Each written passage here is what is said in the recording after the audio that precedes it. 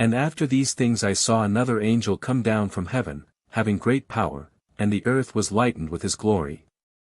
And he cried mightily with a strong voice, saying, Babylon the great is fallen, and is become the habitation of devils, and the hold of every foul spirit, and a cage of every unclean and hateful bird. For all nations have drunk of the wine of the wrath of her fornication, and the kings of the earth have committed fornication with her, and the merchants of the earth are waxed rich through the abundance of her delicacies. Abundance, or power. And I heard another voice from heaven, saying, Come out of her, my people, that ye be not partakers of her sins, and that ye receive not of her plagues. For her sins have reached unto heaven, and God hath remembered her iniquities. Reward her even as she rewarded you, and double unto her double according to her works, in the cup which she hath filled fill to her double. How much she hath glorified herself, and lived deliciously, so much torment and sorrow give her, for she saith in her heart, I sit a queen, and am no widow, and shall see no sorrow. Therefore shall her plagues come in one day, death, and mourning, and famine, and she shall be utterly burned with fire, for strong is the Lord God who judgeth her. And the kings of the earth, who have committed fornication and lived deliciously with her, shall bewail her, and lament for her, when they shall see the smoke of her burning. Standing afar off for the fear of her torment, saying, Alas, alas, that great city Babylon, that mighty city. For in 1 hour is thy judgment come. And the merchants of the earth shall weep and mourn over her, for no man buyeth their merchandise any more.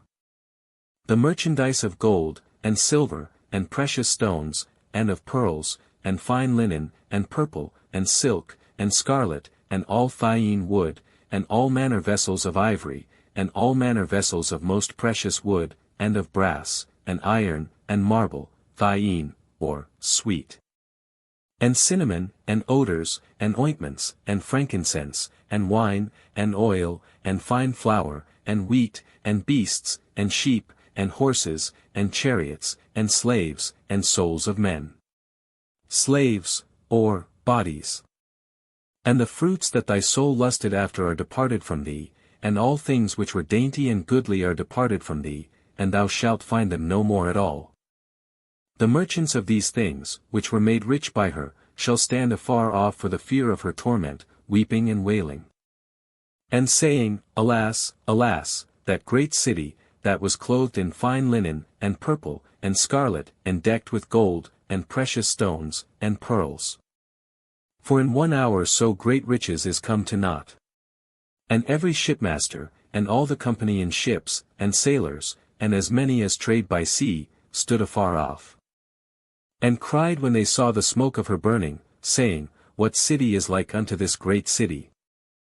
And they cast dust on their heads, and cried, weeping and wailing, saying, Alas, alas, that great city, wherein were made rich all that had ships in the sea by reason of her costliness.